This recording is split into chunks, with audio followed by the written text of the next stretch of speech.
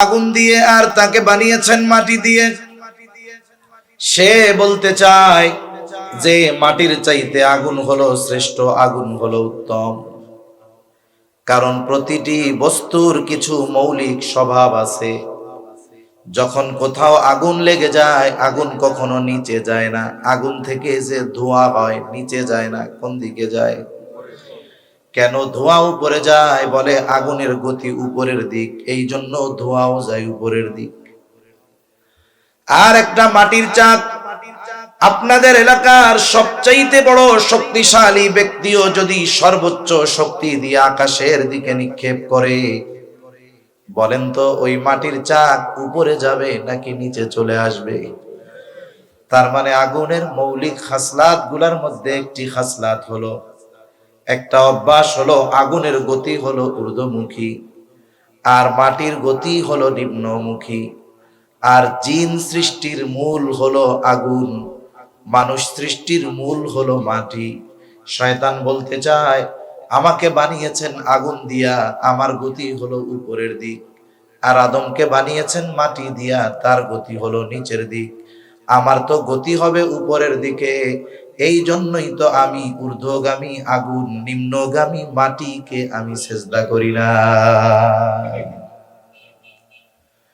আল্লাহ তাআলার আদেশ আসার পরে, নিষেধ আসার পরে, আল্লাহ তাআলার হুকুম আসার পরে ওই আদেশ নিষেধ মান্য করার ক্ষেত্রে যুক্তি চলবে না। আল্লাহ তাআলা যখন আদেশ করে, ইমানদার যুক্তির পেছনে না দৌড়িয়ে আল্লাহ তাআলার আদেশ মান্য করে, এটাই ইমানদারের বৈশিষ্ট্য। কিন্তু ইবলিস এটা করলো না। আল্লাহ তাআলা বলেন قال فاخرج منها فإنك رجيم وإن عليك لعنتي إلى يوم الدين। আল্লাহ রাব্বুল আলামিন বলেন বের হয়ে যা, তোর উপরে বিচার দিবস পর্যন্ত আমার লানাত। শয়তানের উপরে আল্লাহ তাআলার লানাত। শয়তান বুঝতে পারছে আমার সব শেষ, কিন্তু তার অহংকার তার অন্তরে অনুশোচনা জাগ্রত হতে দেয় নাই। এই জন্য অহংকার কঠিন এক রোগ, আসমান জমিনে সংগঠিত হওয়া প্রথম রোগ। বলে এই অহংকার, এটা আল্লাহ তাআলার চাদর। অহংকারের রোগ হলো এমন রোগ, এটা জীবন বিধ্বংসী জীবাণুর মতো। অনেক সময় ক্যান্সারের জীবাণু ছোট থাকলেও এটা জীবন ধ্বংস করে দেয়। আর অহংকার এটা এমন এক জীবাণু, এটা মানুষের ঈমান আমলকে ধ্বংস করে দেয়। শয়তান আল্লাহ তাআলার এই কঠোর নির্দেশনার পর অনুতপ্ত হয় নাই, বরং সে শুধু আদম আলাইহিস সালামকে নয়, কিয়ামত পর্যন্ত যত বনি আদম দুনিয়ায় আসবে সবার প্রতি শত্রুতা লালন করে নিল। এইবার সে আল্লাহ তাআলার কাছে কিছু অবকাশ চাইলো, সুযোগ চাইলো। সে বলে রব্বি ফাআনযিরনি ইলা ইয়াউমি ইউবাসুন, আপনি আমাকে পুনরুত্থান দিবস পর্যন্ত অবকাশ দেন। কারণ মানুষ দুনিয়ায় থাকবে কিয়ামত পর্যন্ত, আর তার শত্রুতা শুধু আদম আলাইহিস সালামের সাথে নয়, আদম আলাইহিস সালামের সন্তানদের সাথেও। অনেক সময় গত 2 বছর আগে সম্ভবত সুনামগঞ্জে একটা ঘটনা ঘটছে এরকম। ছোট্ট একটা বাচ্চা, সিসি ক্যামেরায় দেখা গেছে, একেবারে ছোট বাচ্চা, বাচ্চাটাকে একা পেয়ে একটা লোক নির্দয় ভাবে ইট দিয়ে আঘাত করে বাচ্চাটাকে মেরে ফেলছে। আচ্ছা, 2-3 বছরের বাচ্চার কারোর সাথে শত্রুতা আছে? শত্রুতা নেই। পরবর্তীতে ঘটনা কি জানা গেল, যেই ব্যক্তি ওই ছোট বাচ্চাটারে মারছে, ওই ব্যক্তির সাথে ওই বাচ্চার বাবার শত্রুতা ছিল। বাবার সাথে শত্রুতার কারণে সন্তানের উপরে প্রতিশোধ নিয়েছে। ইবলিসের অবস্থাটাও ওইরকম। সেও আমাদেরকে পথচ্যুত করার নিয়তে, পথভ্রষ্ট করার আশায় আল্লাহ তাআলার কাছে বলে আমাকে পুনরুত্থান দিবস পর্যন্ত অবকাশ দেন। আল্লাহ তাআলা বলেন যা, তোকে নির্দিষ্ট মেয়াদকাল পর্যন্ত অবকাশ দেওয়া হলো। আল্লাহ তাআলা বলেন ক্বালা ফাইন্নাকা মিনাল মুনযিরিনা ইলা ইয়াউমিল ওয়াক্তিল মা'লুম। নির্দিষ্ট একটা সময়কাল পর্যন্ত অবকাশ দেওয়া হলো শয়তানকে। এই সুযোগ পেয়ে, সে নিশ্চয়তা পেয়ে যে এই সময়ের মধ্যে আমাকে আল্লাহ তাআলা পাকড়াও করবে না, আমাকে ধরবে না, আমাকে আল্লাহ তাআলা এই সময়ের মধ্যে আযাব গজবে গ্রেফতার করবে না, ছাড় দিছে। এই ছাড় পেয়ে শয়তান আমাদের ব্যাপারে কি বলে? আল্লাহ তাআলার ইজ্জতের কসম খেয়ে বলতেছে, ক্বালা ফাবিইজ্জাতিকা লাউগওয়ান্নাহুম আজমাইন। বলে আপনার ইজ্জতের কসম, এই মানব জাতি এরে আমি পথভ্রষ্ট করে ফেলবো, একেবারে জাহান্নামে নিয়ে যাব, আপনার পথ থেকে বিচ্যুত করব, জান্নাতের পথ থেকে জাহান্নামের পথে নিয়ে যাব। শয়তান রে আল্লাহ তাআলা কত পাওয়ার দিয়েছে, শয়তান আল্লাহর কাছ থেকে চেয়ে নিয়েছে। বলে শয়তান আমাদেরকে এমন ভাবে নিয়ন্ত্রণ করার ক্ষমতা রাখে, এটা মানুষে অনুধাবন করতে পারে না। হাদিসের মধ্যে আসছে, নবীজি সাল্লাল্লাহু আলাইহি ওয়াসাল্লাম বলেন, ইন্নাশ শাইতানা ইয়াজরি মাজরাদ দাম। শয়তান মানুষের রক্তের সাথে প্রবাহিত হতে পারে। শয়তান মানুষকে রক্তের সাথে প্রবাহিত হয়ে তার কাজ মানুষরে দিয়ে করায়। এজন্যই তো সূরাতুন নাস, সূরা ফালাক আর সূরা নাস, এই দুই সূরার মধ্যে আমরা আল্লাহ তাআলার কাছে অনেক কিছুর অনিষ্ট থেকে আশ্রয় চাই। একেবারে সর্বশেষ শুধু জিন শয়তান থেকে আশ্রয় চাই না, সাথে সাথে কি কই, আল্লাহ মানুষ শয়তানের থেকেও বাঁচান। ঠিক কিনা বলেন? এজন্য শয়তান অনেক সময় মানুষকে নিয়ন্ত্রণে নিয়ে তার কাজ মানুষের দ্বারাও সম্পাদন করায়। তাহলে শয়তানের মূল উদ্দেশ্য হলো কি? এই দুনিয়ায় আমাদেরকে আল্লাহর পথ থেকে বিচ্যুত করা, আল্লাহর নাফরমানি করানো, পাপে লিপ্ত করানো, জাহান্নামের পথে নিয়ে যাওয়া। এটা হলো শয়তানের মিশন। এই জন্য দুনিয়ায় অনেক মানুষ ধোঁকায় পড়ে শয়তানের অনুসরণ করে ফেলে, পাপ করে ফেলে, অন্যায় করে ফেলে। তার মানে এই দুনিয়ায় মানুষের দ্বারা পাপ হতে পারে, এটা স্বাভাবিক ব্যাপার, নবী রাসূলগণ ছাড়া। কারণ নবী রাসূল যারা, তাদেরকে স্বয়ং পরিচালিত করেন আল্লাহ। এজন্য সব নবী রাসূলগণ মাসুম, তাদের কোনো পাপ নাই। তারা ব্যতীত যত বনি আদম আছে, নবীজি সাল্লাল্লাহু আলাইহি ওয়াসাল্লাম বলেন, কুল্লু বানি আদম খাত্তাউন ওয়া খায়রুল খাত্তাইন আত-তাওয়াবুন। নবীজি সাল্লাল্লাহু আলাইহি ওয়াসাল্লাম বলেন, প্রত্যেকটি বনি আদম পাপী, তবে উত্তম পাপী কারা? বলে পাপ করার পর পাপের উপরে স্থির থাকে না যারা। মানুষের দ্বারা পাপ হতে পারে, এটা স্বাভাবিক, তবে পাপের উপরে স্থির থাকা এটা ঠিক না। মানুষের দ্বারা পাপ হবে, এটা স্বাভাবিক। তিরমিজির এক বর্ণনার মধ্যে আসছে, আল্লাহর দয়া কত, রহমত কত। নবীজি বলেন, বনি আদম যদি পাপ না করতো, আমাদের দ্বারা যদি পাপ না হইতো, একেবারে যদি ফিরিস্তা হয়ে যাইতাম, কোনো পাপ টাপ কিছুই হয় না। নবীজি বলেন, তাহলে আল্লাহ তাআলা আরেকটা জাতি বানাইতেন, সৃষ্টি করতেন, যারা পাপ করত তবে পাপের উপরে স্থির থাকতো না, পাপ করার পরে আল্লাহর কাছে অনুশোচনায় লিপ্ত হতো, ক্ষমা চাইতো, তাওবা করত, আর আল্লাহ তাআলা তাদের পাপগুলোকে মাফ করে দিতে।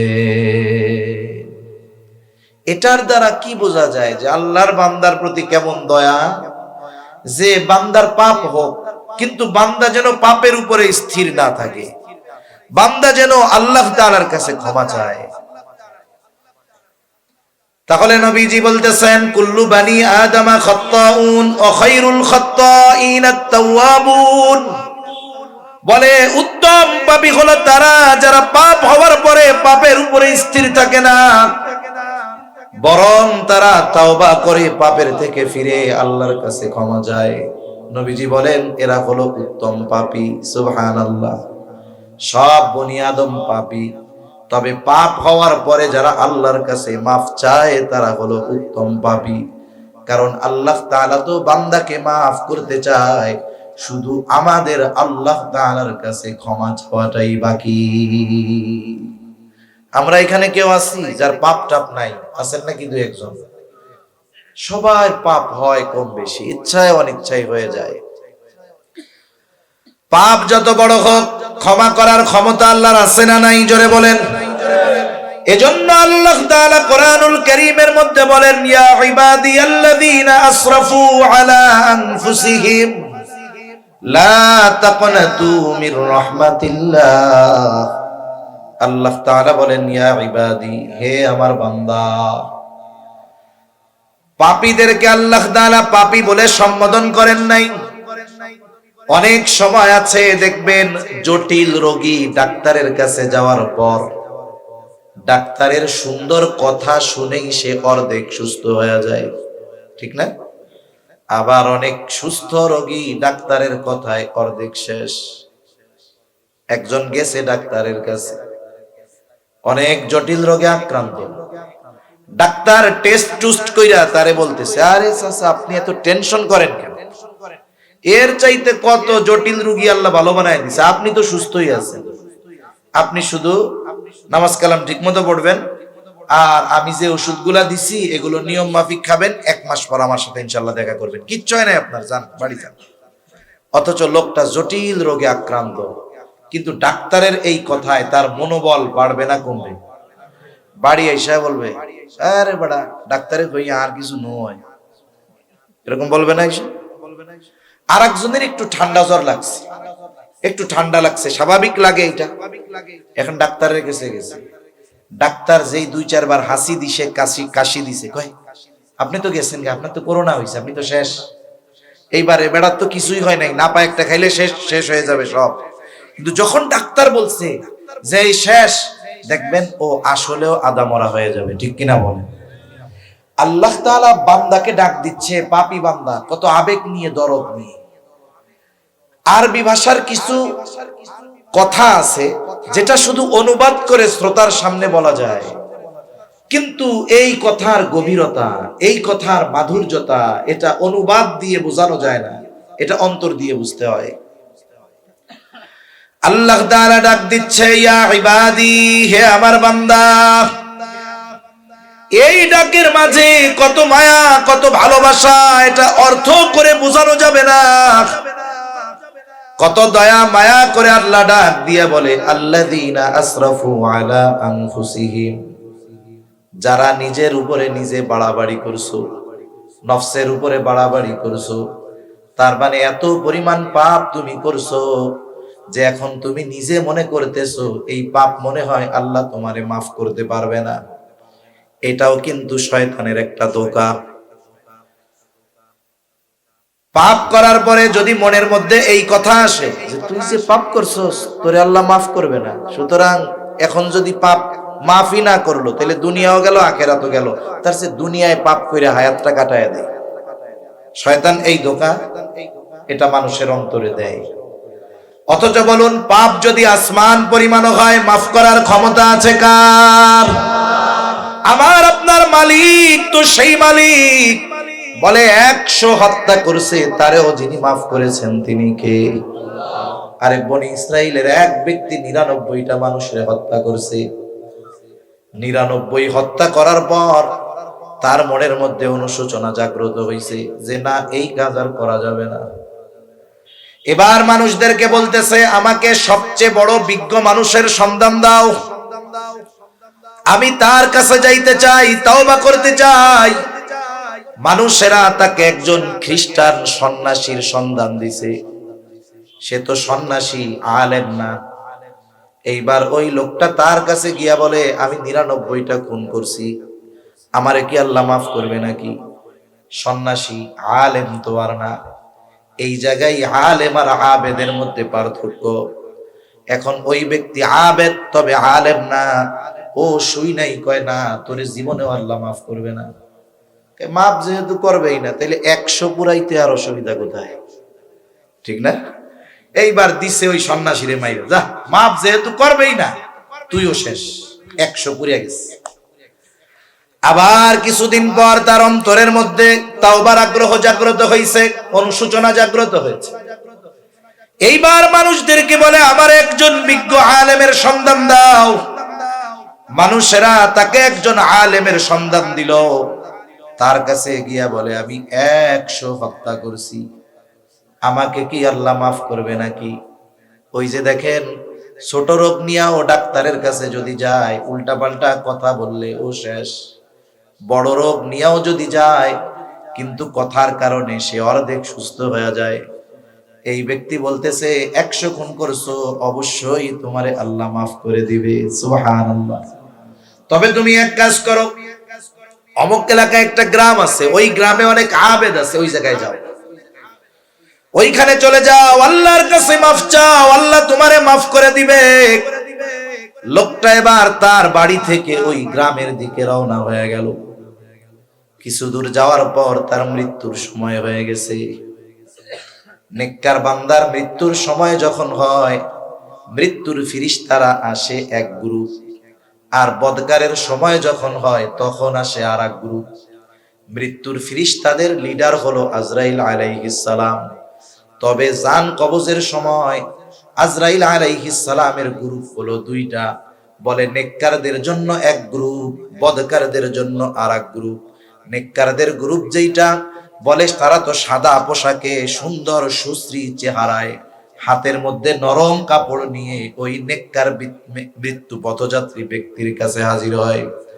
আর বদকার ব্যক্তির ক্ষেত্রে দুর্গন্ধ বিভৎস চেহারার খসখসে কাপড় নিয়ে বদকারের কাছে যখন ওই মৃত্যুর ফিরিস্তারা আসে, ভয়ে তার অবস্থা খারাপ হয়ে যায়। তাহলে মানুষের কাছে আসবে যে কোনো এক গ্রুপ, কিন্তু এই আল্লাহর বান্দার কাছে আসছে দুই গ্রুপ। আয়েশা এখন দুই গ্রুপে তর্ক লাগাইয়া দিছে। বলে এটা হলো আমার দলের লোক, ও কয় আমার দলের লোক, মানে আমরা হলো ওর জান কবজ করব, তওবা করে নাই এখনো। আর এক গ্রুপ বলে বেটা তওবার জন্য তো রওনা দিছে, আমরা ওর জান কবজ করব। দুই গ্রুপের মধ্যে তর্কাতর্কি, সমাধান দিয়ে দিলেন আল্লাহ। তাহলে এক কাজ করো, জায়গা মাপো। ওই ব্যক্তি যদি নেককার বান্দাদের নিকটবর্তী হয়, বাড়ি থেকে রওনা দিয়েছে, যদি এখনের অবস্থান যদি নেককার বান্দাদের গ্রামের কাছাকাছি হয়, তাহলে নেককার বান্দাদের জান কবজের দায়িত্বে যেই ফিরিস্তারা, নেককার হিসাবে তার জান কবজ করবে। আর যদি তার বাড়ি কাছাকাছি হয়, তাহলে সে বদকার বলে গণ্য হবে। আর ওই বদকারদের জান কবজ করার দায়িত্বে যারা, তারা তার জান কবজ করবে। এইবার জমিন মাপা হলো। এখান থেকে কয়েক ধরনের বর্ণনা পাওয়া যায়। এক নাম্বার বলে, লোকটা যখন মৃত্যুর সময় জমিনের উপরে পড়ে গেছে, সে পড়ে গেছে, হাঁটতে পারে না ঠিক, কিন্তু চলা থামায় নাই। বুক দিয়া ঘষে ঘষে অল্প কিছু দূর অগ্রসর হলো। ফিরিস্তারা জমিন মেপেছে, দেখা গেল পড়ে যাওয়ার পর ওই লোকটা ঘষে ঘষে নেককার বান্দাদের গ্রামের দিকে 1 বিঘত পরিমাণ বেশি অগ্রসর হয়ে গেছে। আর এই কারণে সে নেককারদের অন্তর্ভুক্ত হয়ে যায়। নেককারদের জান কবজের দায়িত্বে নিয়োজিত ফিরিস্তারা তার জান কবজ করে নিয়ে যায়। আরেক বর্ণনায় আসছে, আসলে লোকটা বেশি দূর যাইতে পারে নাই, অল্প রাস্তা গেছে। জমিন মাপলে তো ধরা পড়া যাবে। এবার আল্লাহ তাআলা জমিনকে সম্প্রসারিত করে দিয়েছেন, তার থেকে তার বাড়িকে আল্লাহ দূরে সরায় দিয়েছে।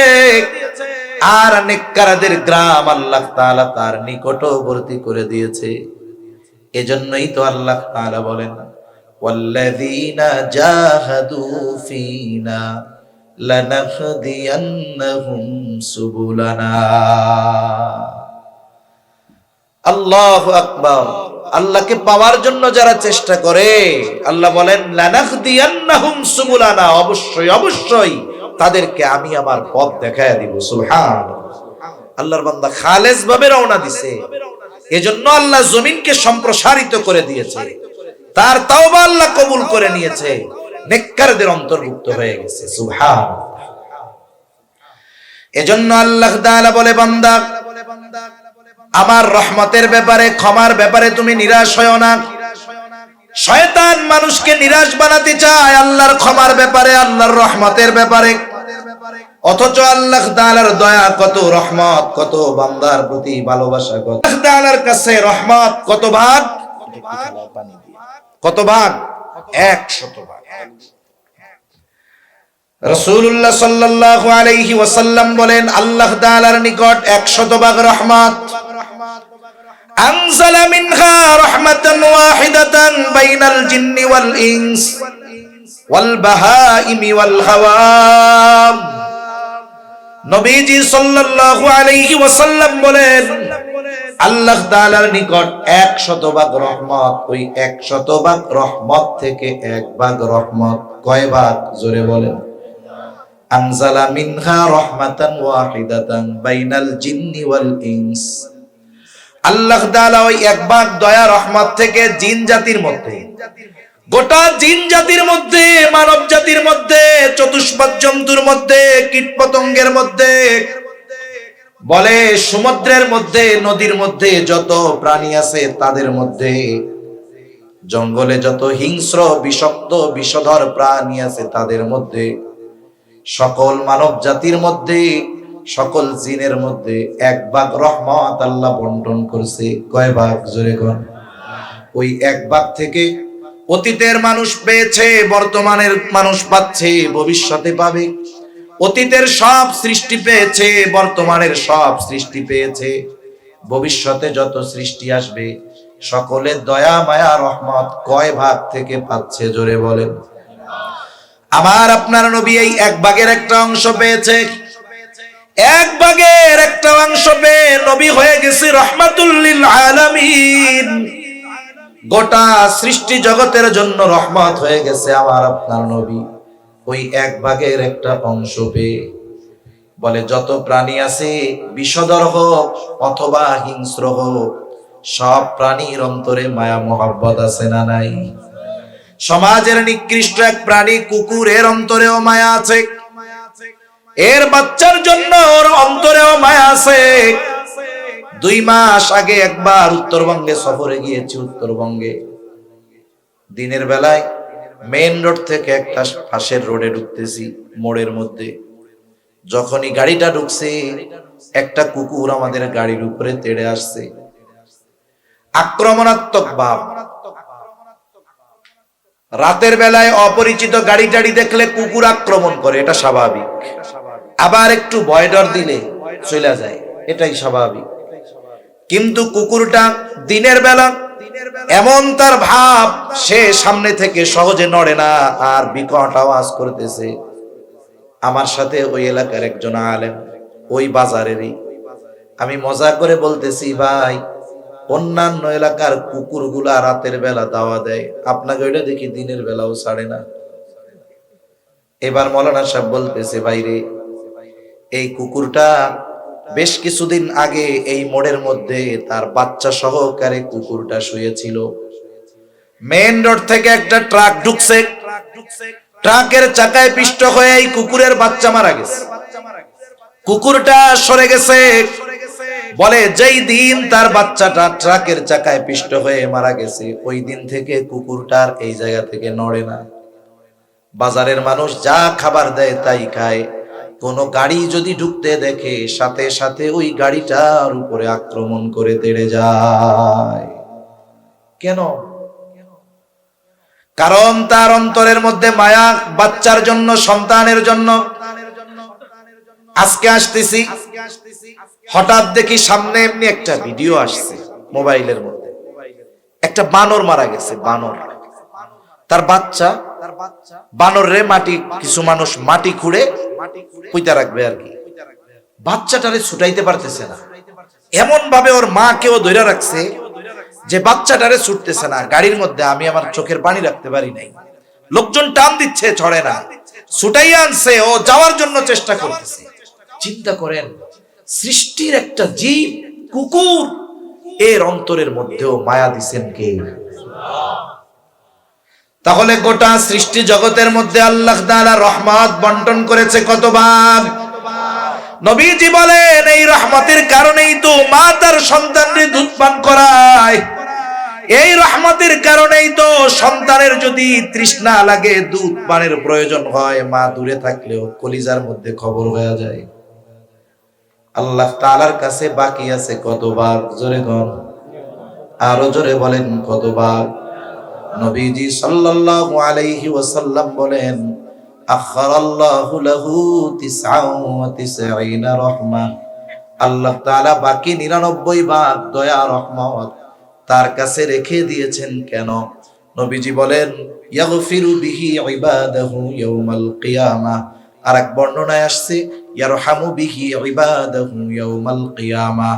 এই 99 ভাগ দয়া রহমত দিয়া আল্লাহ তাআলা কিয়ামতের দিন তার বান্দাদের মাফ করে দিবে। এখন বলেন, যেই আল্লাহর বান্দার প্রতি এত রহমত, এত দয়া, এত মায়া, সেই আল্লাহ বান্দাকে ক্ষমা করার জন্য তৈয়ার। এই জন্য আল্লাহ বলেন, লা তাকনাতু মির রাহমাতিল্লাহ। বান্দা, আমার রহমতের ব্যাপারে তুমি নিরাশ হও না, কারণ তোমার পাপ কত তার চাইতে আমি আল্লাহর দয়া রহমত আরো বেশি। এই জন্য হাদিসে কুদসির ভিতরে আসছে, আল্লাহ তাআলা বলেন, সাবাকাত রহমাতি আলা গযবি। আমার দয়া, আমার রহমত আমার ক্রোধকে অতিক্রম করে গিয়েছে। আল্লাহ তাআলার দয়া বেশি, রহমত বেশি, মায়া বেশি। আমি আপনি, আমাকে আপনাকে আল্লাহ কি দিয়া বানাইছে? মানুষ সৃষ্টির মূল মাটি।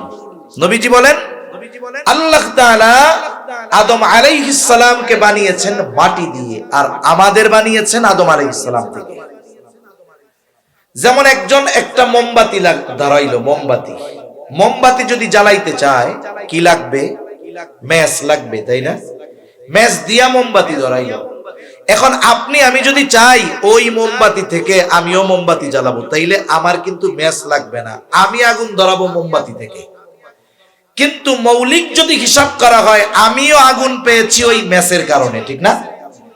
এজন্য মানব সৃষ্টির মূল হলো মাটি। তবে আল্লাহ তাআলা এই দুনিয়াতে মানব সৃষ্টির একটা প্রসেস দিয়েছেন, পদ্ধতি করে দিয়েছেন। আল্লাহ তাআলা কোরআনুল কারীমের মধ্যে বলেন, তিনি আমাদেরকে আদম আলাইহিস সালামকে মাটি থেকে সৃষ্টি করেছেন। আবার আল্লাহ তাআলা আরেক জায়গায় বলেন, হুয়াল্লাযী খলাকাকুম মিন নুতফা। তিনি আমাদেরকে সৃষ্টি করেছেন নুতফা থেকে, মাতা পিতার মিশ্রিত তুচ্ছ পানি থেকে।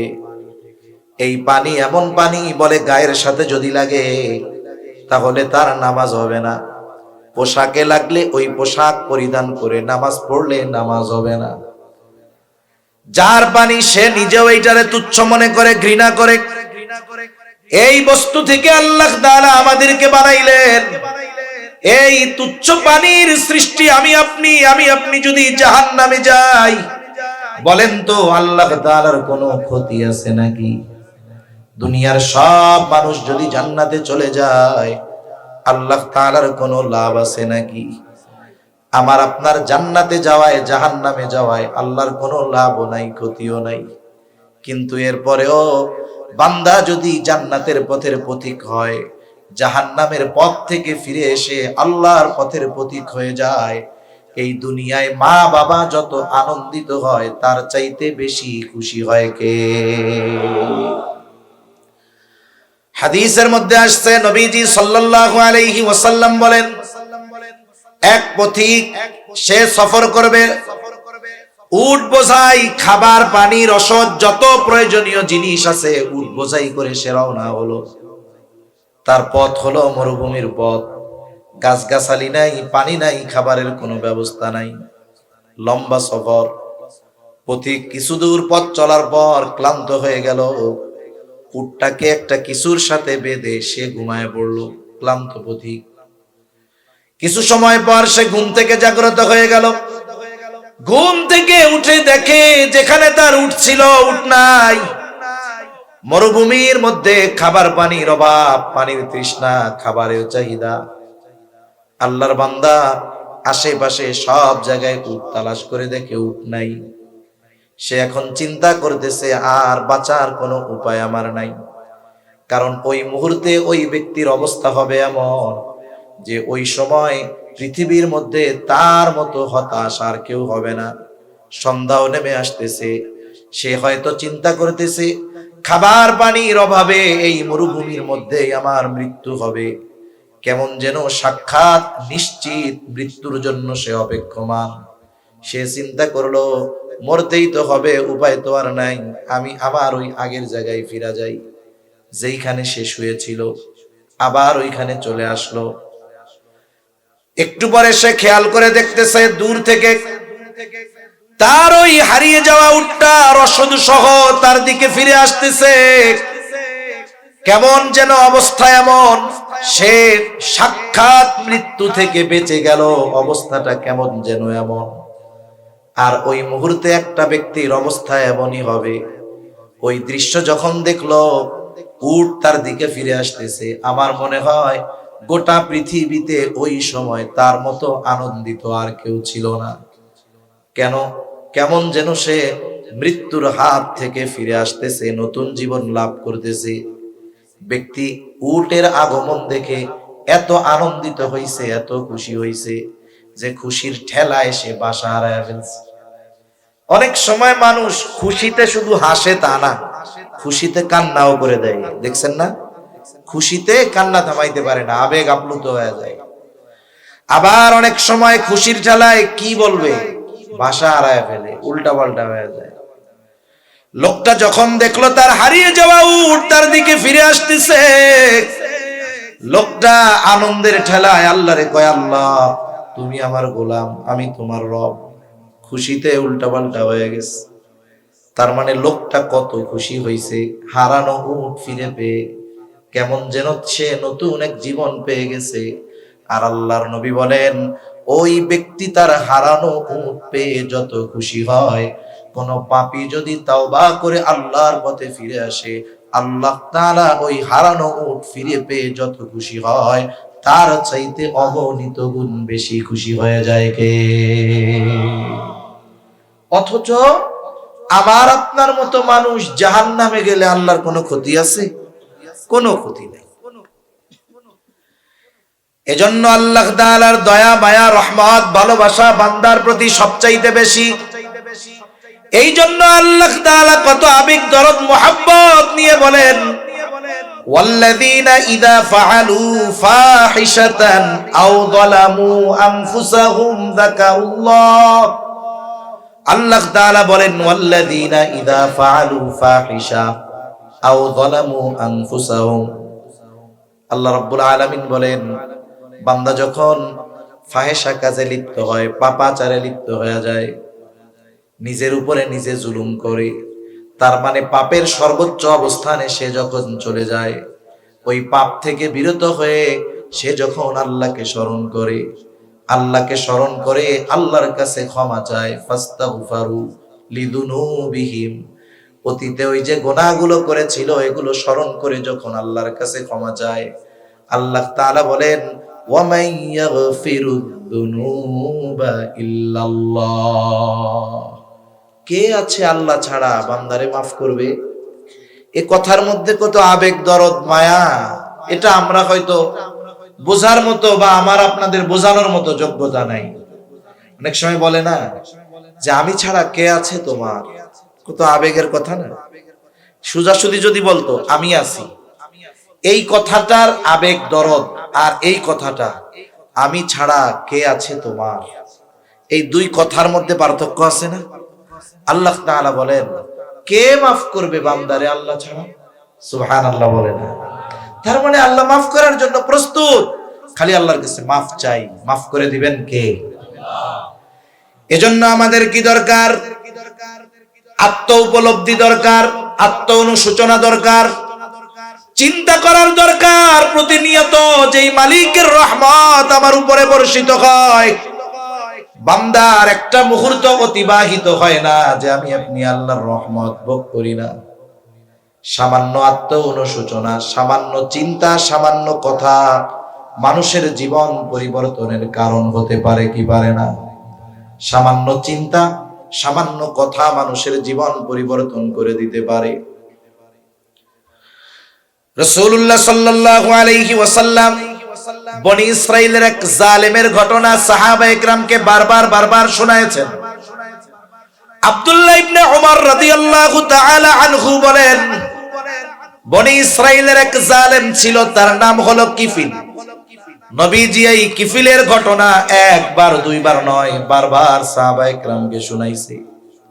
নবীজি বলেন, বনি ইসরাইলের ওই জালেম কিফিল এমন কোন পাপ নাই সে করে নাই। তার মানে সব পাপের অলরাউন্ডার। বনি ইসরাইলের ওই জালেম সব পাপে অভ্যস্ত ব্যক্তি।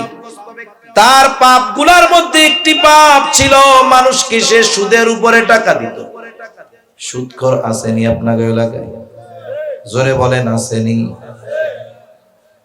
মাটি খুঁড়লে কেঁচো পাওয়া যায়। কেঁচো চিনেন?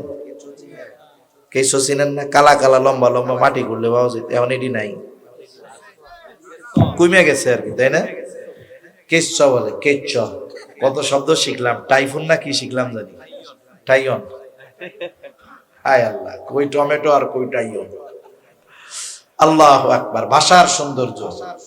আসলে আপনারা যে ভাষায় বলেন, এটা আপনারা যখন বলেন সুন্দর লাগে, আর যখন আমরা তো আর ওই মাতৃভাষা না, আমরা বললে একটু অন্যরকম লাগে। যে যাকে আল্লাহ যেই ভাষা দিছে, বুঝি আর না বুঝি, তার জবানে ওই ভাষা শুনতে মজা লাগে কি লাগে না? আমার অনেক পরিচিত জন আছে, আব্দুল্লাহ আল মারুফ ভাইয়ের বয়ান শুনে, কিছু বুঝোস নি? কিছু বুঝি না, কিন্তু ভাল লাগে। কিছু বুঝে না, কিন্তু কি লাগে? ভালো লাগে। কিন্তু আমি যদি আবার ওই ভাষায় বলার চেষ্টা করি, তাহলে ভালো লাগবে না, কারণ টান গুন্না তো ঠিক থাকবে না, ঠিক না? তাহলে দেখেন, মাটি খুঁড়লে কেঁচো পাওয়া যাবে, না পাওয়াও যাইতে পারে, কিন্তু সুদখোর পাওয়া যাবে। অবস্থা এরকম জঘন্য সুদের।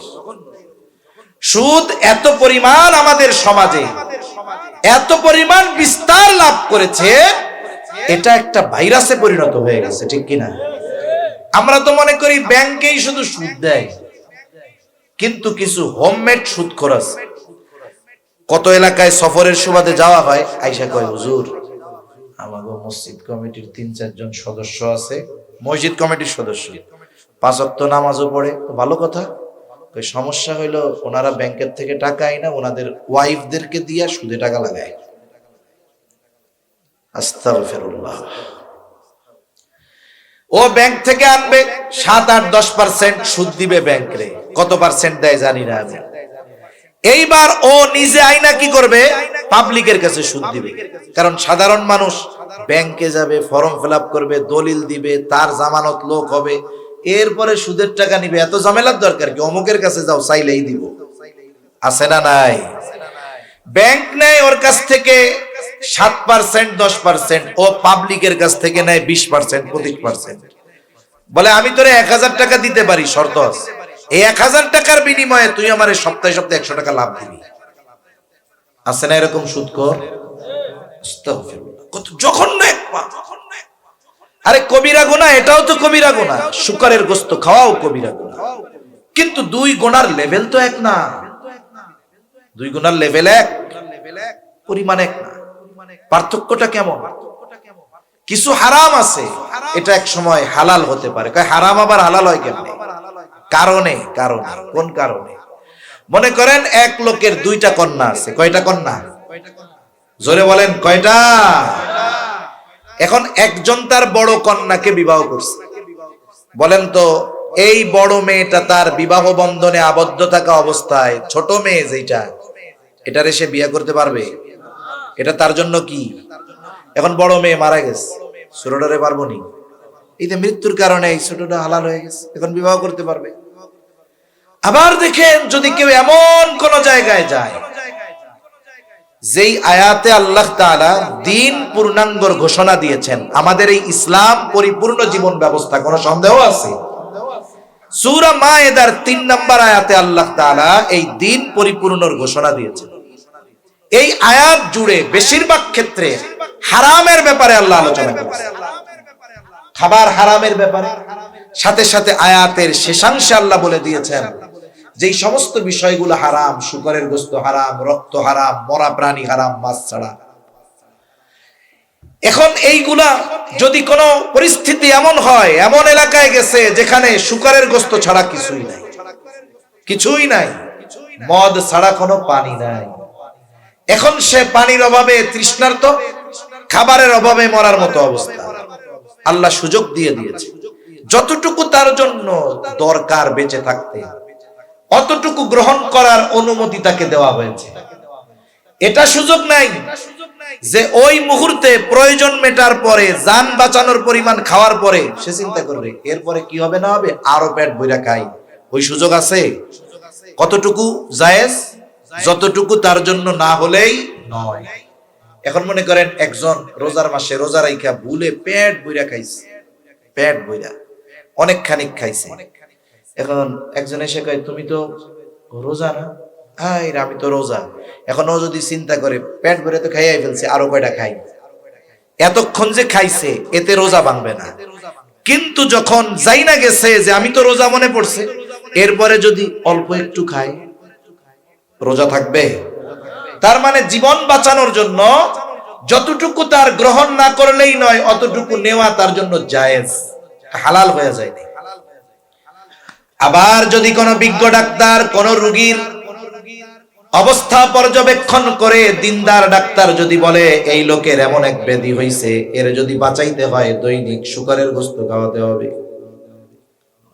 জীবন বাঁচানোর জন্য ওষুধ হিসাবে তাকে খাওয়ানো জায়েজ। কিন্তু বলেন তো কোন রোগ হইলে ডাক্তার প্রেসক্রিপশনের মধ্যে লিখবে এই ব্যক্তির তো মরণ ব্যাধি হইছে, এর যদি বাঁচাইতে হয় সুদ খাওয়ানো লাগবে? এমন কোন রোগ হওয়ার সম্ভাবনা আছে? তার মানে সুদ হলো এমন এক হারাম, এটা কখনো জায়েজ হওয়ার সুযোগ নাই। অথচ দেখুন যারা সুদের সাথে জড়িত, এই মানুষগুলো সুদের পাপের স্তর বুঝে না, সাধারণভাবে শুকরের গোশত খাইলে ওইটার গুনাহ হবে। কিন্তু কেউ যদি 1 দিরহাম পরিমাণ সুদ খায়, এর দ্বারা মায়ের সাথে জিনা করার মতো পাপ তার হয়ে যায়। একজন সুদখোররে আপনি যদি 10 লাখ টাকা দিয়ে ওই অপকর্ম করতে বলেন, ও করবে না? আপনারে মেরে ফেলবে, মেরে ফেলবে না? কত বড় জঘন্য কথা! এই পাপ মুখে নেওয়া যায়, তখন বলা দরকার তুমি যে সুদ খাওয়ার মাধ্যমে ওই পাপ প্রতিনিয়ত করতেছো, এই চিন্তা কেন করো না? তার মানে সুস্থ মস্তিষ্কের কোন মানুষ কখনো সুদী কারবারির সাথে জড়াতে পারে না। এজন্যই কিয়ামতের দিন সুদখোর টালমাটাল অবস্থায় কিয়ামতের ময়দানে উঠবে, কারো কিছু বলা লাগবে না, হাসরবাসী দেখেই বুঝতে পারবে এটা ছিল দুনিয়ায় সুদখোর। আল্লাহ আমাদের সুদের মতো জঘন্য পাপ থেকে হেফাজত করুক, বলি আমিন। জালেম কিফিলের একটি অভ্যাস ছিল, সে মানুষকে সুদের উপরে টাকা দিত। একজন দরিদ্র মহিলা তার কাছে আসছে কিছু টাকা কর্জ নেওয়ার জন্য। এসে বলে, কিফিল আমারে কিছু টাকা ধার দাও, মুসিবতে পড়েছি, বিপদে পড়েছি। সুদখোর যে, আল্লাহ তাআলা তার হৃদয়কে কঠোর বানিয়ে দেয়, আল্লাহ তাআলা তার ভাষার মিষ্টতা কেড়ে নেয়, আল্লাহ তাআলা তার চেহারার মধ্য থেকে নুরানি আভা আল্লাহ উঠায় নিয়ে যায়। আলহামদুলিল্লাহ। কোন সুদখোররা দেখবেন না যে তার দিল নরম হয় মানুষের কষ্ট দেখে। কোন সুদখোরকে পাবেন না যে তার ভাষার মধ্যে মিষ্টতা আছে, বরং যত গালাগালি আর কর্কশতা তার ভাষার মধ্যে আছে। ওই সুদখোর যদি চামড়া যদি দুধের মতো সুন্দর হয়, খেয়াল করে চেহারার দিকে তাকাবেন, দেখবেন ওই চেহারার মধ্যে কর্কশতা, ওই চেহারার মধ্যে হিংস্রতা ভরা।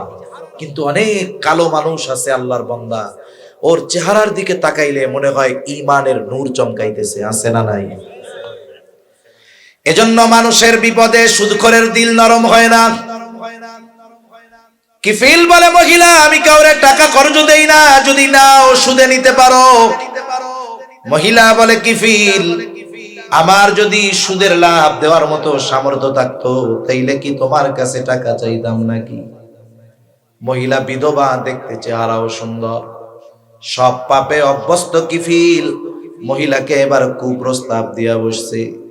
বলে তুমি যদি সুদের লাভ না দিতে পারো, এই শর্তে তোমারে 60 দিরহাম দেওয়া যাবে যে তুমি অবদিন আমার সাথে জিনায় লিপ্ত হবা। নাউযুবিল্লাহ। হাদিসের মধ্যে আসছে কাদাল ফাকিরু আইয়াকুনা কুফরা, দরিদ্রতা মানুষকে কুফরি পর্যন্ত পৌঁছায় দেয়। আল্লাহ তাআলা তো টেকনাফের মানুষ, উলামায়ে কেরাম আছে, ঘরে ঘরে আলেম আছে, উলামায়ে কেরামের সুহবত আছে। আপনারা দিন সম্পর্কে অন্যান্য অনেক এলাকার চাইতেও অনেক বেশি আপনারা জানেন।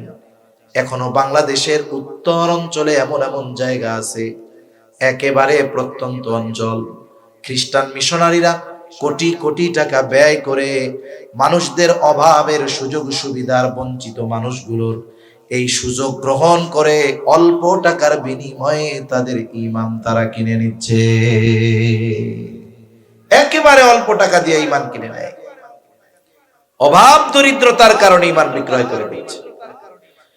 এজন্য মনে রাখতে হবে, আমি আপনি যদি সামর্থ্যবান হই, আমার আপনার প্রতিবেশী আশেপাশের মানুষ যদি অভাবের কারণে পাপে জড়িয়ে যায়, কিয়ামতের দিন আল্লাহ তাআলার সামনে আমাকে আপনাকেও জবাবদিহিতার কাঠগড়ায় দাঁড়ানো লাগবে।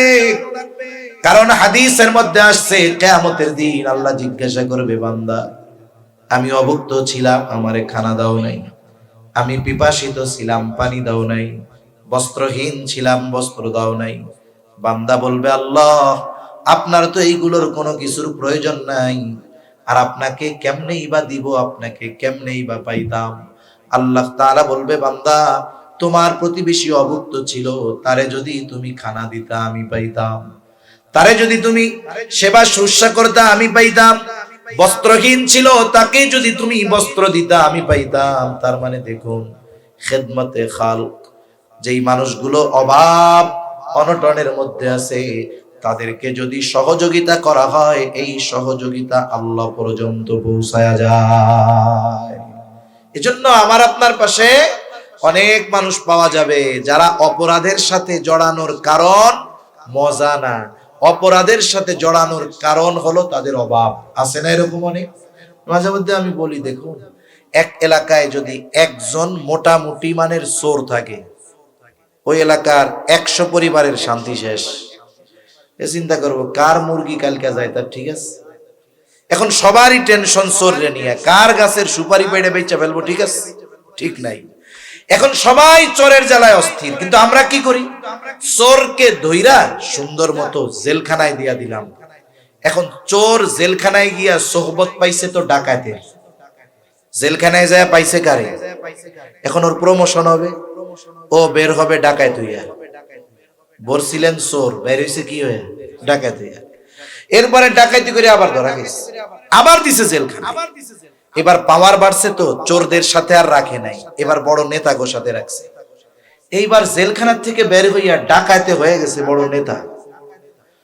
এইবার আবার পিটানি খাইয়া জেলখানায় ঢুকছে নেতা, পরের বার বের হয়ে গেছে এমপি সাহেব।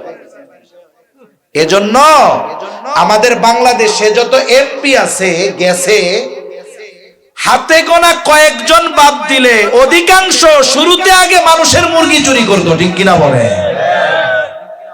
স্বভাব সহজে যায় না। ওই যে এমপি হইছে ঠিক, চুরির স্বভাব বাদ দিতে পারে নাই। আগে মুরগি চুরি করতো, এখন টাকা চুরি কইরা কইরা বিদেশে পাচার করছে, অন্যের সম্পদ চুরি করছে। আগে তো মুরগি টুরগি চুরি করতো, এখন একজনেরটা চুরি করতো, এখন পুরা এলাকারটা ধইরা চুরি করে। এজন্য আমাদের কিছু সামাজিক দায়িত্ব আছে। এখন আমাদের দায়িত্ব কি, এই 100 মানুষ বা 100 ফ্যামিলি চোরের উপদ্রব থেকে বাঁচা দরকার। এই লোকটা তো অভাবের কারণে চুরি করতেছে, 500 টাকা কইরা উঠান, 1000 টাকা কইরা উঠান। যার যাকাত দেওয়ার সামর্থ্য আছে সে একটু বেশি দেন, যার এবিলিটি কম কম দেন। 1 লাখ টাকা উঠাইছেন, কি করবেন? উঠাইয়া এইবার প্রথমে এরে তো ঘষা মাজা দিয়ে পরিষ্কার করতে হবে, ঠিক না? ওই যে জাহান্নাম থেকে নিয়ে বান্দারে আল্লাহ তাআলা এক পানির মধ্যে চুবনি দিবে না, এরপরেই না চেহারা টেহারা সব ফিরা পাইবে। এইবার ওর তো খাসলাত পরিবর্তনের দরকার।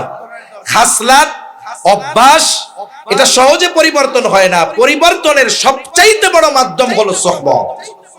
সঙ্গের কারণে মানুষের অভ্যাস পরিবর্তন।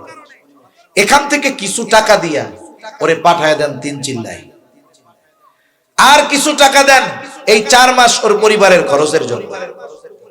এইবার 4 মাস পর ও আসবে এলাকায়, ভালো মানুষের সোহবতে থেকে দেখবেন মৌলানা সাহেব ওই এলাকায় হাজির। এখন যদি আপনি ওরে কোনো কর্মসংস্থান না দেন, ও কিন্তু আবার ওই লাইনে চলে যাবে। বাকি আছে 70,000 টাকা, এটা দিয়ে ওর একটা ব্যবসা ধরায়া দেন, একটা রিক্সা। অনেকে ইফতারের সময় টেবিলের মধ্যে 15 প্রকারের ইফতার থাকবে, 15 আইটেমের। একজন মানুষ রোজা রাইখা 3 গ্লাস শরবত আর 3টা খেজুর খাইলে আর কিছু খাওয়া যায় না। এখন টেবিলে ইফতারের আইটেম গুনে 1 2 3 4 14 15। আরে কি হইছে? কই তরমুজটা থাকলে যে ভালো হইতো রে, তরমুজ নাই রে। আছে কয় আইটেম? জোরে কয় না, কয় আইটেম? তরমুজ নাই, আফসোসে শেষ। কেমন যেন ওর ইফতারি হবে না, রোজাও বাতিল হয়ে যাবে। অথচ আপনার পাশের বাড়ি আর একজন কি করতেছে?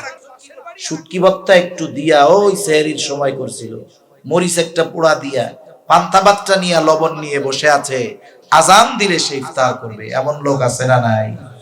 অনেক মানুষ আছে রোজা রাখবে, কিন্তু তার দিন আনতে হয়, দিন খাইতে হয়। দিনে পরিশ্রম না করলে রাতের বেলায় তার পাতিল জ্বলে না, চুলা জ্বলে না। এমন অনেক মানুষ কম বেশি আছে। আপনার আল্লাহ এবিলিটি দিছে, আপনার সন্তান বিদেশে আছে, ভাই বিদেশে আছে, আপনি ওই লোকটার কাজ হালকা করে দেন, মেহমান বানায় নেন। অন্যান্য বার সাহারিতে 5 আইটেম রাখতেন, 2টা কমায় দেন। ইফতারে 8 আইটেম রাখতেন, 3টা কমায় দেন। ওই খরচটা দিয়ে ওই লোকটারে আপনার ফ্যামিলির মেহমান বানান। আরে আমার রোজা কবুল হবে কি হবে না আল্লাহ ভালো জানে। কিন্তু আপনি আমি যদি কোনো রোজাদারকে ইফতার করাই, আমি যদি কোনো রোজাদারের সাহারির ব্যবস্থা করি, ওই ব্যক্তি রোজা রাখবে, ইবাদত করবে, আর আমারটা কবুল হোক চাই না হোক, ওরটাও যদি কবুল নাও হয়, বুজুর্গানে দিন বলেন আল্লাহ তাআলা আমাকে আপনাকে কবুল রোজার ইবাদতের সওয়াব দান করবে। সুবহানাল্লাহ। তাহলে দেখুন, এতটুকু যদি আমরা করি, এটা আমাদের সামাজিক হৃদ্রতা, মহাব্বত, ভালোবাসা, অভাব, একে অপরের প্রতি আন্তরিকতা বাড়বে কি বাড়বে না? এক কথা থেকে অনেক দূর চলে গেলাম। জালেম কিফিল বলে, যদি আমার সাথে জেনায় লিপ্ত হও, তোমারে আমি টাকা দিতে পারি। দরিদ্রতার প্রয়োজনীয়তার কাছে মহিলা হার মেনে গেল। জালেম কিফিলের শর্তে মহিলা রাজি হয়ে গেছে। নির্ধারিত দিন জালেম কিফিল মহিলার বাড়িতে হাজির। হাদিসের মধ্যে আসছে, একেবারে মহিলার উপরে চেপে বসেছে জালেম কিফিল। মহিলার চেহারাটারে অন্যদিকে ঘুরায় রাখছে, আর কান্না করে থরথর করে কাঁপে। একজন গেছে ফুর্তি করার জন্য, আর একজন কান্না করে। কিফিল বিরক্ত হয়ে বলে, মহিলা কান্না করো কেন? আমি কি তোমারে জোর করেছি নাকি? আমি তো তোমাকে কোনো জোর জবরদস্তি করি নাই, তুমি তো স্বেচ্ছায় শর্ত মেনে নিয়েছো। মহিলা কান্না জড়িত কণ্ঠে বলে, কিফিল, আমি জীবনে কোনোদিন এমন পাপের সাথে জড়িত হই নাই। আল্লাহর ভয়ে কান্না করি কিফিল, আল্লাহর ভয়ে। আমি জীবনে কোনোদিন এমন পাপের সাথে জড়াই নাই। মহিলা বলে, কিফিল বলে, তাইলে আজকে কেন রাজি হলা? বলে, কিফিল, আমার অভাব আমাকে তোমার শর্তে রাজি হইতে বাধ্য করেছে। মহিলার তো চিন্তা, হারে যদি জেনা করার পরে মারা যায়, আল্লাহর সামনে জেনাকারিনী হিসেবে উপস্থিত হওয়া লাগবে। ওই যে কিফিল রে মহিলা বলছে, কিফিল, আল্লাহর ভয়ে কান্না করি। কিফিল হয়তো চিন্তা করে, দেখছো, একজন মহিলা পাপ করে নাই, অভাবে পড়ে পাপ করতে বাধ্য হচ্ছে, তাই এত তার ভয়। আর আমার তো পাপের কোনো অভাব নাই, গোটা হায়াতে এমন কোন পাপ নাই আমি করি নাই। আর মহিলা পাপ করে নাই, কিন্তু বাধ্য হচ্ছে পাপ করতে অভাবের কারণে, স্বেচ্ছায় নয়। থরথর করে কাঁপতেছে আল্লাহর ভয়ে। হয়তো এই যে মহিলা বলছে আল্লাহর ভয়ে কাঁপি কাঁদি, এই কথাটা হয়তো কিফিলের কান দিয়ে হৃদয় পর্যন্ত পৌঁছায় গেছে। কথার আঘাত কানে লাগলে কাজ হয় না, হৃদয়ে লাগলে কথার আঘাতে কাজ হয়, ঠিক কিনা বলেন? অনেক সময় বলে না, অমুক আমার এই কথাটা বলছে, আমার হৃদয়টারে খান খান করে দিছে, বলে না? কথা এটা বলছে, আমার কলিজাটার মধ্যে মনে হয় তীর মারছে। কথার পাওয়ার কি!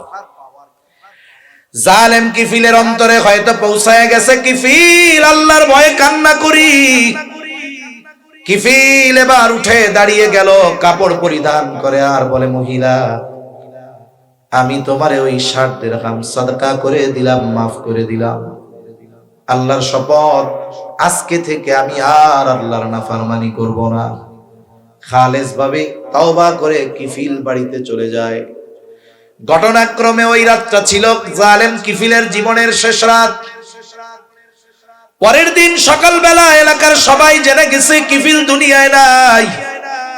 জালেম মরলে মানুষ ইন্না লিল্লাহ কয় না, বরং আলহামদুলিল্লাহ কয়। ঠিক কিনা বলেন? গত সময়ে মাঝে মধ্যে দেখতাম ফেসবুকের মধ্যে তরুণ এক যুবক, সুন্দর সুদর্শন চেহারা, মোটরসাইকেল অ্যাক্সিডেন্টে মারা গেছে। চিন্তা করতাম, আহারে, এই মায়ের সন্তান, এই মায়ের অন্তরে কতই না ব্যথা। এই সন্তানের লাশ তার বাবা কেমন করে কাঁধে নিবে? কারণ দুনিয়ার মধ্যে সন্তানের লাশের চাইতে ভারী পিতার কাঁধে আর কোনো কিছু হতে পারে না। ভেতরে ঢুকতাম, দেখি অবস্থা কি। এখন ভেতরে ঢুইকা দেখি কমেন্টসে ইন্না লিল্লাহ নাই, খালি আলহামদুলিল্লাহ। কি হয়েছে রে? কয় আরো আগে মরলে ভালো হইতো। চিন্তা করে দেখেন, একজন মানুষের মৃত্যুতে কেউ ইন্না লিল্লাহ বলে না। কেমন জীবন! এজন্য কবি কত সুন্দর কথা বলে, তুমি যেদিন এসেছিলে ভবে, কেঁদেছিলে তুমি, হেসেছিল সবে।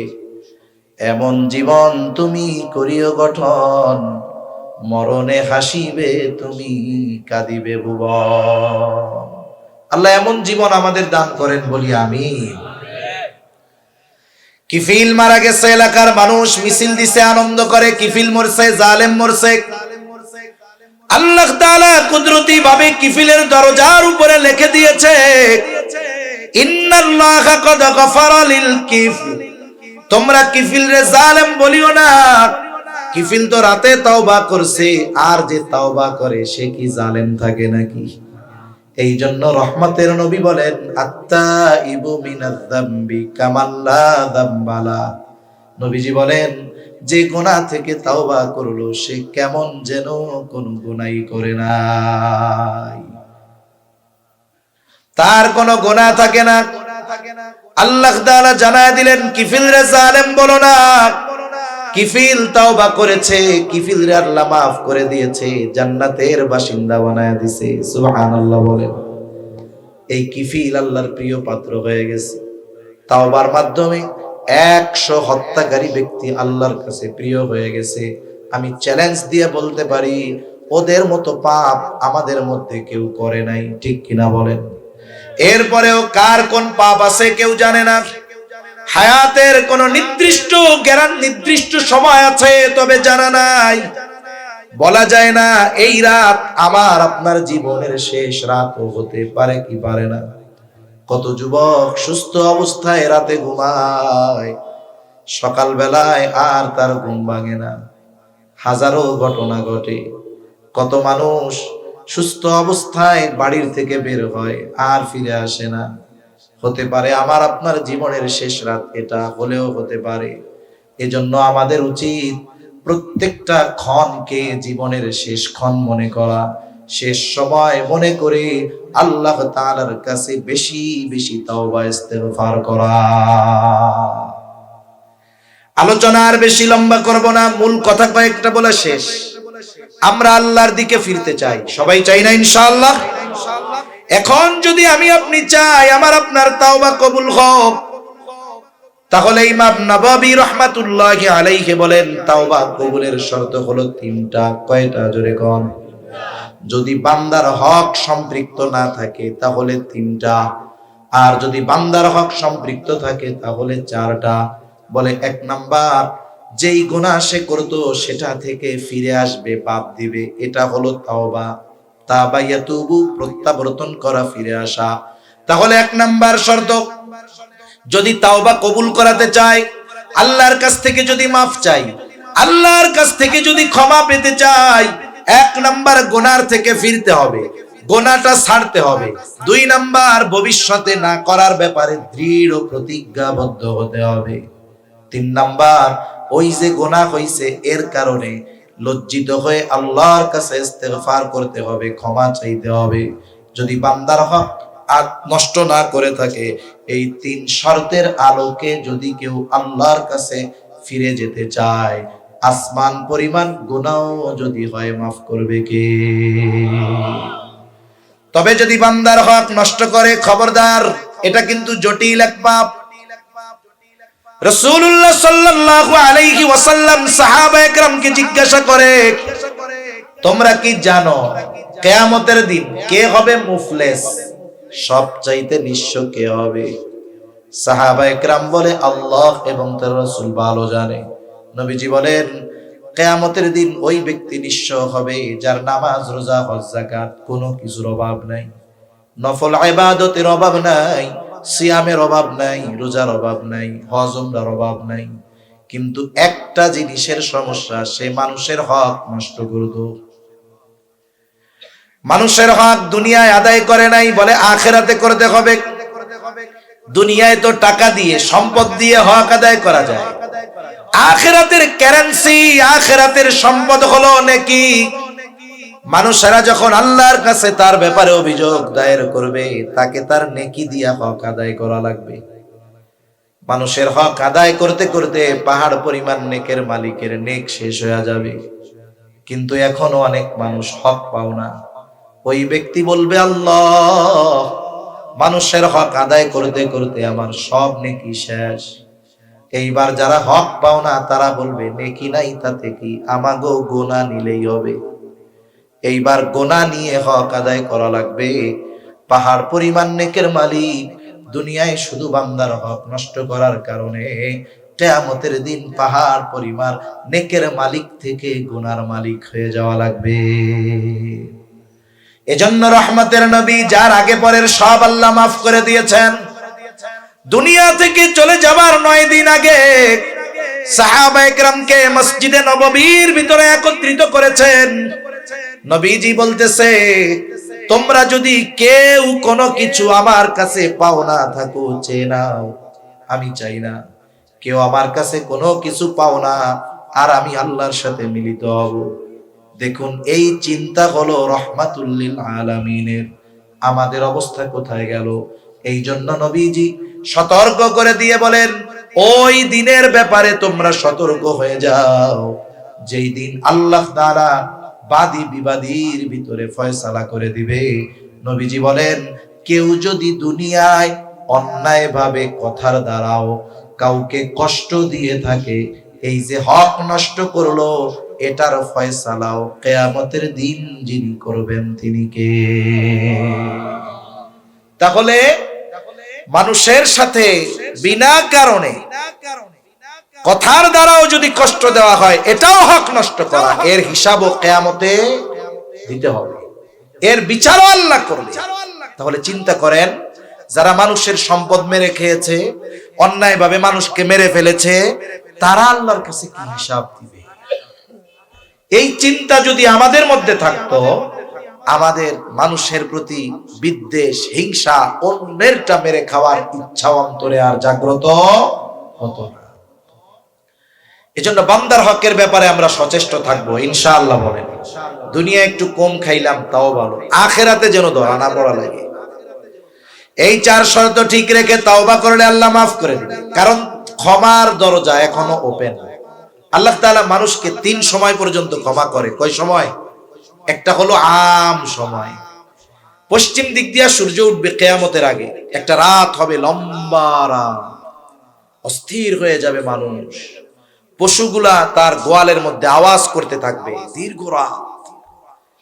এরপরে পশ্চিম দিক দিয়ে সূর্য উঠবে, কিছু দূর ওঠার পরে আবার ডুবে যাবে, এরপরে যথারীতি আবার পূর্ব দিক দিয়ে উঠবে যথাযথ নিয়মে। এই পশ্চিম দিক দিয়ে সূর্য ওঠার মাধ্যমে তাওবার দরজা বন্ধ। নতুন করে যদি কেউ ঈমান আনে, তার ঈমান আল্লাহ আর কবুল করবে না, ওই পর্যন্ত ক্লোজ। এটা আম সময়। আরেকটা হলো আযাব গজব আসার আগে যদি বান্দা তওবা করে, আল্লাহ কবুল করে, কিন্তু আযাব আসার পরে যদি করে, আল্লাহ কবুল করে না। যেমন হযরত ইউনূস আলাইহিস সালামের সম্প্রদায় যখন অবাধ্যতার সর্বোচ্চ পর্যায়ে চলে গেছে, আল্লাহ তাআলা জানায়া দিলেন, ওদেরকে জানায়া দাও 3 দিন পরে আযাব আসবে ওদের উপরে। এরা এমন জাতি, আযাবের কথা শুইনা এদের অবাধ্যতা আরো বাড়ছে। প্রত্যেক দিন তাদের একটা কাজ ছিল, ইউনূস আলাইহিস সালামের সম্প্রদায় সকালবেলা গোসল খাওয়া দাওয়ার পরে কাজ শুরু করার আগে ইউনূস আলাইহিস সালামের বাড়িতে যাইয়া ইউনূস আলাইহিস সালামরে জ্বালাইতো। আর যখন আযাবের কথা বলছে, এখন খালি আযাব কোন সময় আইবো, আযাব তো খুব মজা, টিটকারি শুরু করছে। ইউনূস আলাইহিস সালাম দেখলেন এরা আগে যে অবাধ্য ছিল, শাস্তির খবর দেওয়ার পরে এদের অবাধ্যতা আরো বাড়ছে। তার মানে এদের পরিবর্তনের কোনো সম্ভাবনা নাই। যেই রাত্রে আযাব আসবে তার আগের রজনীতে, ভোর রাত্রে। কারণ অতীতে আল্লাহ তাআলা যত অবাধ্য জাতির উপরে আযাব দিয়েছেন, আল্লাহ আযাব গজব দেওয়ার আগে ওই এলাকার নবী যিনি, তাকে আগে আল্লাহ নিরাপদে সরায় নিছে, এরপরে আযাব দিছে। এই ধারাবাহিকতার কথা চিন্তা করে, এটার উপরে কিয়াস করে ইউনূস আলাইহিস সালাম দেখলেন এদের তো পরিবর্তনের কোনো ভাবই নাই, আরো অবাধ্যতা বাড়তেছে, আযাব তো আসবে সুনিশ্চিত, যেহেতু বলেছে কে? আল্লাহ। আবার আমারেও তো নিয়ে যাবে, এটাও সুনিশ্চিত। কিন্তু আল্লাহর সিদ্ধান্ত আসার আগে ইউনূস আলাইহিস সালাম আগের বিষয়টার উপরে কিয়াস করে উনি এবার এলাকা ছেড়ে চলে গেছে। ওই যেই দিন আযাব আসবে ওই দিন সকালবেলা এবার সবাই দলে দলে ইউনূস আলাইহিস সালামের বাড়ি। আজকে আরো মজা বেশি করবে, কিন্তু বাড়িতে গিয়া দেখে ইউনূস আলাইহিস সালাম নাই।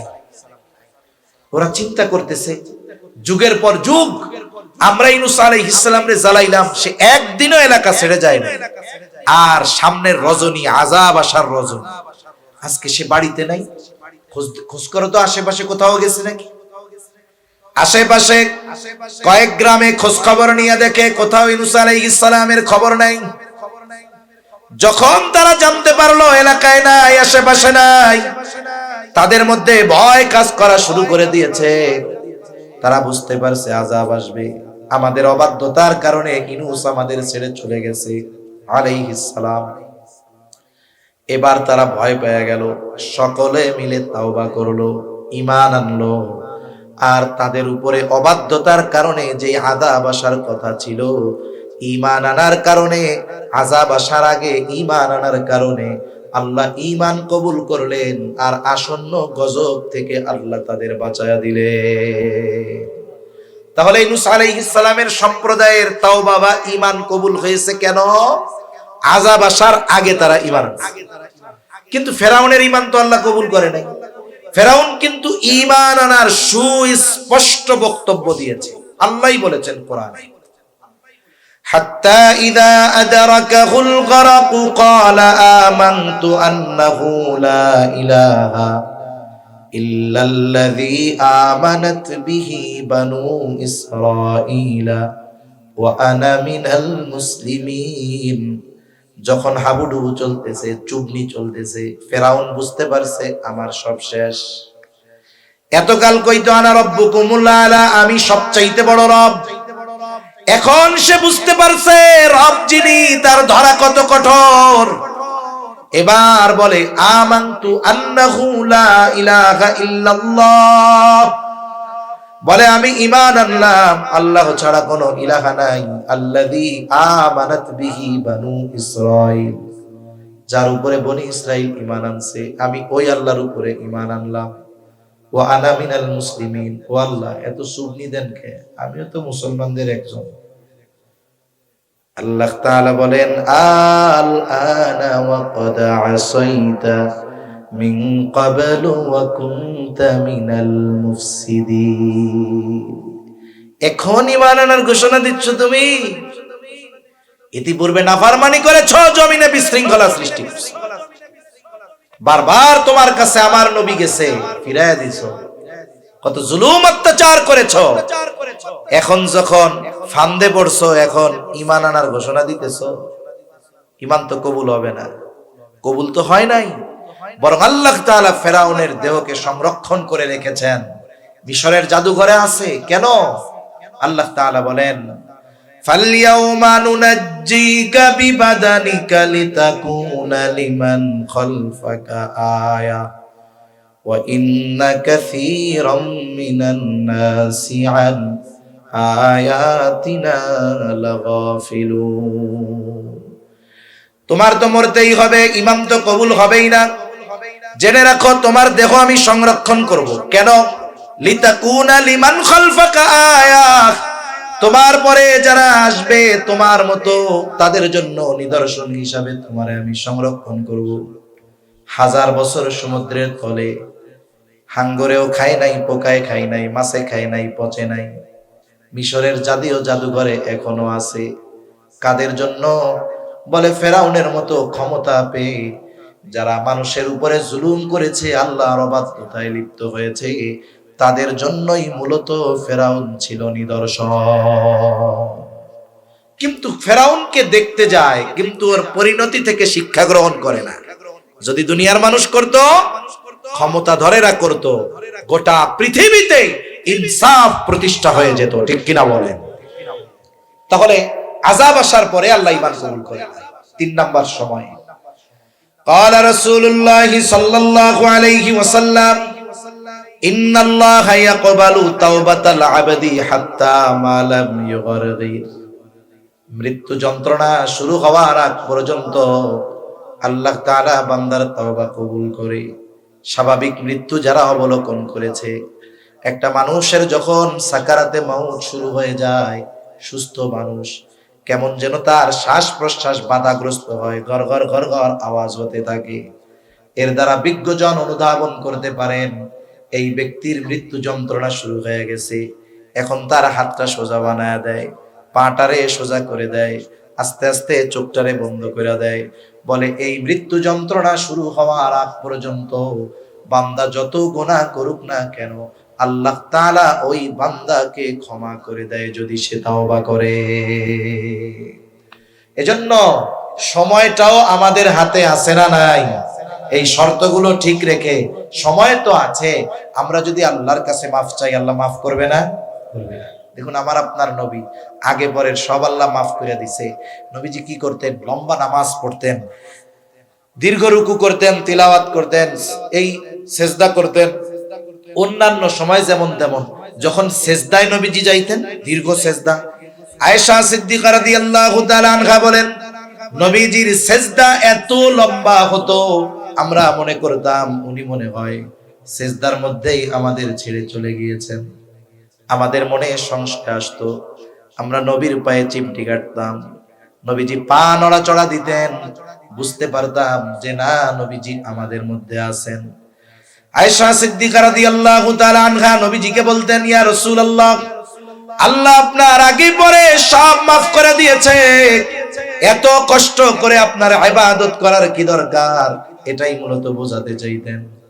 নবীজি বলেন, আফালা আকুনা আবদান শাকুরা। ও আয়েশা, যে আল্লাহ আমারে এত নিয়ামত দান করেছে, আমি কি সেই রবের শুকরগুজার বান্দা হব না? আর আমরা যদি ক্ষমার ঘোষণা পাইতাম যে আগে পরে সব মাফ, তাইলে দুনিয়ায় যা শয়তানেও করে না এটা আমরা করে যেতাম। ঠিক কিনা বলেন?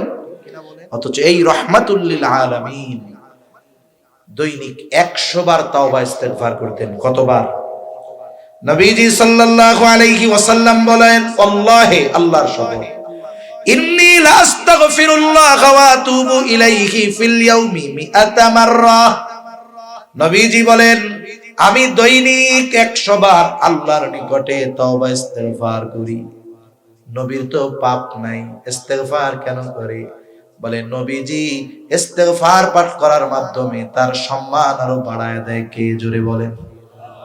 আরেক বিষয় হলো, নবীজি এটা গুরুত্ব সহকারে করেন, অথচ তার কোনো পাপ নাই। আমরা তার উম্মত, পাপের অভাব নাই। তাহলে আমাদের তাওবা ইস্তেগফারের ব্যাপারে কতটা গুরুত্ব আরোপ করার দরকার ছিল, এটা আমরা বুঝতে পেরেছি। কতটা জরুরি তাওবা ইস্তেগফার করা। অথচ আমাদের সমাজে আমরা মানুষ গুনাহ করে অহংকার করে, গুনাহ করে কি করে? অহংকার করে, গর্ববোধ করে। মনে রাখবেন, পাপ করার পরে যদি অনুশোচনা কাজ না করে, হেদায়েত কঠিন। পাপ করার পরে যদি সে অনুশোচনা করে, আল্লাহ চাইলে ওর নসিবে হেদায়েত আছে। কিন্তু পাপ করার পরে তার মধ্যে যদি অনুশোচনা না থাকে, পাল্টা যদি গর্ব করে, ফখর করে, অহংকার করে, বলে এই ধরনের পাপীর পাপ তো মাপ পাবেই না, বরং তার হেদায়েত নসিব না হইতে পারে। এজন্য পাপ হতেই পারে, মাফ করবে কে? জোরে বলেন কে? আমরা সেজন্য পাপ থেকে ফিরবো, আল্লাহর কাছে ইস্তেগফার করব, ক্ষমা চাইবো তো ইনশাআল্লাহ। দেখুন ইস্তেগফার হলো এটা অ্যান্টিবায়োটিকের মতো। ইস্তেগফার কিসের মতো? অ্যান্টিবায়োটিকের মতো। মূল সময় শেষ, ওভার টাইম চলতেছে, যে কোনো টাইমে বাঁশি বেজে যাবে, শেষ হয়ে যাবে কথা। দেখেন একজনের জ্বর হইছে, জ্বর হইলে কি ওষুধ দেয়? নাপা দেয়, এক্সটেন্ড দেয়, নাপা এক্সট্রা দেয়, এগুলা দেয়। ডাক্তার এক সপ্তাহ ডোজ দিছে, সারেও না, কমেও না, বাড়েও না, কিচ্ছু হয় না, জ্বর যায় না। এখন ডাক্তার তারে কি বলে? জ্বরের ওষুধে কাজ হবে না, এখন কি লাগবে? অ্যান্টিবায়োটিক। কি লাগবে? অ্যান্টিবায়োটিক। একজনের পাতলা পায়খানা হয়েছে, এক সপ্তাহে সারে না, এখন ডাক্তারের কাছে ওষুধ টষুধ খাইছে, যায় না। ডাক্তার এখন বলে ওই ওষুধে সারবে না, কোন ওষুধ লাগবে? জোরে বলেন কি লাগবে? অ্যান্টিবায়োটিক। একজনের কাইটা গেছে, সারে না, কয় এই ঘা এই ওষুধে যাবে না, কি লাগবে? অ্যান্টিবায়োটিক। তার মানে দেখেন সব অ্যান্টিবায়োটিক এক, ট্যাবলেট কিন্তু একই, কিন্তু কাজ করে সব রোগের। ইস্তেগফার হলো আমলের অ্যান্টিবায়োটিক। বলে একটা আমল সব কিছুর কাজ করে। এই আমলে গুনাহ মাফ হয়, এই আমলে বৃষ্টি হয়, এই আমলে আল্লাহ সম্পদে বরকত দেয়, এই আমলে আল্লাহ সন্তানে বরকত দেয়, সব কিছু ইস্তেগফারের মাধ্যমে পাওয়া যায়। সুবহানাল্লাহ বলেন। তার মানে ইস্তেগফার করলে শুধু গুনাহ মাফ হয় তা না, অন্যান্য দুনিয়া আখিরাতের সকল কল্যাণ পাওয়া যায়। এজন্য আজকে থেকে আমরা দৈনিক কমপক্ষে 100 বার তাওবা ইস্তেগফার করব। করা যাবে তো ইনশাআল্লাহ? কারা কারা করব? হাত উঁচা করি। নারায়ে তাকবীর, নারায়ে তাকবীর। মাশাআল্লাহ, হাত নামাই। ছোট্ট একটা তাওবা ইস্তেগফার। আস্তাগফিরুল্লাহাল আযীম ওয়া আতুবু ইলাইহি। বলেন আস্তাগফিরুল্লাহাল আযীম ওয়া আতুবু ইলাইহি। দৈনিক 100 বার যদি পড়ি, সময় লাগবে 3 মিনিট। কয় মিনিট? কয় মিনিট? জোরে বলেন। 3 মিনিট। এটা অভ্যস্ত হব কেমনে? অনেক সময় হাতে হাত দিয়ে আঙ্গুল দিয়ে তাসবিহ পড়া বেশি ফজিলত।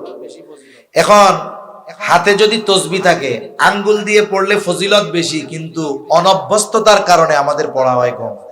হাতে যদি তাসবিহ থাকে, মন না চাইলেও মুখ দিয়ে আস্তাগফিরুল্লাহ আস্তাগফিরুল্লাহ বাইর হয়, ঠিক না? এজন্য তাসবিহ দিয়ে পড়লে ফায়দা বেশি তা না, তাসবিহ হাতে থাকলে জিকিরের কথা মনে হয়। এজন্য যদি স্বাভাবিক মনে না থাকে, একটা তাসবিহ রাখবো হাতে, দেখবেন এমনি মনে পড়তেছে। এরপরে আপনি আপনার ঘরওয়ালিরে যাইয়া এটা শেখাবেন। আপনি ঘরওয়ালিরে যেমন প্রতিদিন অনেক কথা জিজ্ঞাসা করেন, ছেলে মেয়েকে যেমন লেখাপড়ার কথা জিজ্ঞাসা করেন, বন্ধু বান্ধবের খোঁজ খবর নেন, হালকুরসি জিজ্ঞাসা করেন, অনুরূপ ভাবে ঘরওয়ালিরেও বলবেন আজকে তাওবা ইস্তেগফার পড়ছো? উনি যদি না পড়া থাকে, আপনি মনে করাই দিলেন, উনি পড়লো, ওনার পড়ার সওয়াবও আপনি পাইলেন, ঠিক কিনা বলেন? মসজিদে আসছেন, মুসল্লিদের সাথে দেখা হয়, কথা হয়, জিজ্ঞাসা করব ভাই আজকে কি তাওবা ইস্তেগফার পড়ছো? দেখা গেল আপনি পড়ছেন, সে পড়ে নাই, আপনি মনে করায় দিলেন, সে পড়লো, সব আপনিও পাইলেন। এইভাবে আমাদের আমলে অভ্যস্ত হওয়া দরকার ছিল। সাহাবায়ে কেরাম একে অপরের সাথে দেখা হইলে কেমন আছো, কি খাইছো, মাইয়া কি করে, পোলা কি করে, এইগুলা বেশি জিগাইতো না, একজন আরেকজনের আমলের ব্যাপারে জিজ্ঞাসা করতো। ওই যে এক সাহাবীর সাথে আরেক সাহাবীর দেখা হইলে তারা সূরা আল ওয়াল আসর একে অপরের শোনাই আলাদা হয়ে যায়। সালাম বিনিময়ের পরে ওরে সূরা আসর শুনাইছো, শুনাইতে গেছে গা। তাহলে দেখুন আমাদেরও এইভাবে অভ্যস্ত হওয়া দরকার। সেজন্য এই আমলটা আমরা মনে রাখবো, যত কথা যেখানে থাক আর না থাক, এতটুকু চিন্তা করব, যেই নবীর আগে পরের সব আল্লাহ মাফ করে দিয়েছে, সেই নবী দৈনিক 100 বার তাওবা ইস্তেগফার করতেন। তাহলে আমার তো গুনার শেষ নাই, আমার কত পরিমাণ পড়া দরকার। এই চিন্তা মাথায় রেখে আমলে অভ্যস্ত হব। আর সাথে সাথে রমজান মাস আসতেছে, রহমতের মাস, বরকতের মাস, মাগফিরাতের মাস, আসমানের দরজা খোলার মাস, জান্নাতের দরজা খোলার মাস, রহমতের দরজা খোলার মাস, জাহান্নামের দরজা বন্ধ হওয়ার মাস। এই মাসগুলাতে, এই মাসটাতে আমরা আমাদের সর্বোচ্চ পরিবর্তনের চেষ্টা করব। প্রথম মনে করব হায়াত যদি ওই পর্যন্ত আল্লাহ নেয়, কয়জন রোজা পর্যন্ত যাওয়া যাবে এর তো নিশ্চয়তা নাই। প্রথমে দোয়া করব, আল্লাহ হায়াতে বরকত দেন, শাবানের বরকত দেন, বাল্লিগনা রমাদান, আমাদের রমজান পর্যন্ত পৌঁছায়া দেন। এরপরে মনে করব এটাই জীবনের শেষ রমজান। আল্লাহর রহমতের আশাকে সামনে রেখে জান্নাতের আশা, জাহান্নামের ভয়ে এইভাবে অতিবাহিত করব। এই রোজাটা যেন এমন রোজা হয়, এমন রমজান হয়, যেন এই রোজার পরে ক্ষমা যে ঘোষণা হবে, ওই সময় যেন আমি সদ্য ভূমিষ্ঠ শিশুর ন্যায় নিষ্পাপ হতে পারি। এইভাবে যেন আমাদের রমজান অতিবাহিত হয়। আল্লাহ তৌফিক দান করেন। সাথে সাথে আমরা তাওবা ইস্তেগফারে অভ্যস্ত হব তো ইনশাআল্লাহ। তাহলে আল্লাহ তাআলা দুনিয়া আখিরাতের রহমত ও বরকত